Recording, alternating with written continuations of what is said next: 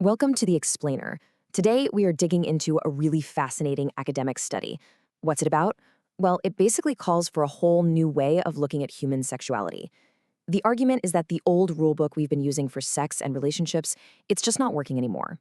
So the study kicks off with this really powerful statement. And listen, it's not saying we should throw tradition out the window completely. Not at all. The point is to rebuild the conversation, from the ground up. And where do you start? You start with people's actual lived realities. This right here, it really sets the stage for a major rethink of, well, pretty much everything. Okay, so let's get into it. A call for renewal. The study gets right to the heart of the problem. This framework we've inherited for talking about sexuality, it's just plain outdated. And the authors are quick to point out, this isn't some dry academic debate. No, this has real-world consequences for how we see ourselves and our relationships. In this slide, man, it lays out the core choice perfectly. On one side, you have the traditional approach. It's all about sermons and warnings, treating sex like some kind of demon that needs to be controlled. But on the other side, you've got this new proposed approach. And what's it say? It says, hey, let's study sex for what it is, a fundamental human activity. Let's use the tools we have, science and history. The main argument here is really simple but powerful. If you keep ignoring these huge fields, we're talking biology, sociology, psychology, then the whole conversation about sexuality just risks becoming, well, irrelevant. I mean, without any kind of scientific foundation, it's pretty easy for people to just dismiss it as being completely out of touch with life today, right? All right, so if we're going to build this new approach, where do we start? The study is super clear on this. Before we even get into the psychology or the sociology of it all, we've got to start with the basics, the fundamental biological truth of the human body. And to really hammer this point home, the study brings in the work of people like the Egyptian physician Noel El-Sadawi. This quote right here is used to establish a baseline of biological equality. This is a big deal because it goes right up against some really old, deep-seated cultural beliefs about men and women being wired differently when it comes to sex. So here's the breakdown of that core biological argument, this idea of physiological equality. What the research does is it just systematically takes apart the notion that one gender is naturally more sexual or, more passive than the other. The takeaway is that when you get down to the basics, our bodies actually share a really similar experience of sexuality.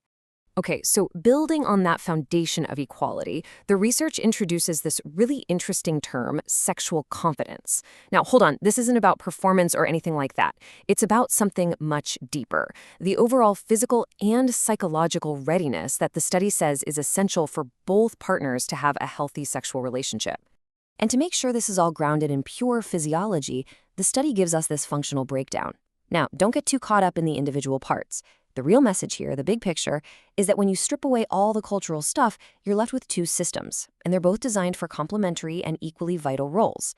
It's not about one being more important or more central than the other, not at all. Okay, so we've established this biological baseline of equality. Now, the study zooms out. It asks a really important question. If we're all so similar on a biological level, why do our social experiences of sex often look so, well, different? And the answer, according to this study, is found when you look at sociology and history. And this is a really critical historical point the authors make. They're saying that our basic sexual relationships were around way, way before societies started getting organized by class. But then, something changed. Once the whole idea of private property came onto the scene, it started to completely reshape and even control those more natural relationships. Now, to explain how this big shift happened, the study pulls from the work of Friedrich Engels. His theory kind of lays out this timeline. You start with these earlier societies that had totally different norms. Then you hit this key moment, the rise of private property. All of a sudden, there's a need to control who inherits what.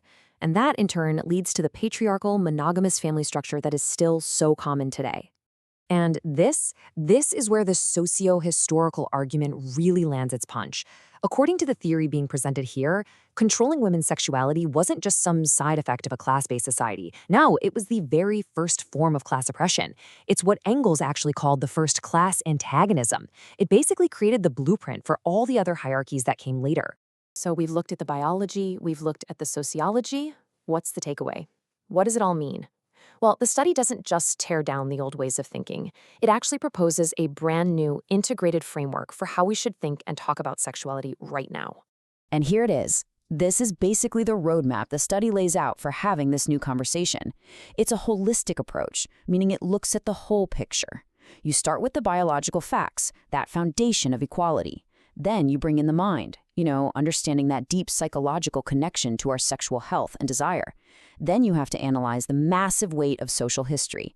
The authors argue that it's only by connecting all of these dots that we can finally create a truly modern conversation about sexuality.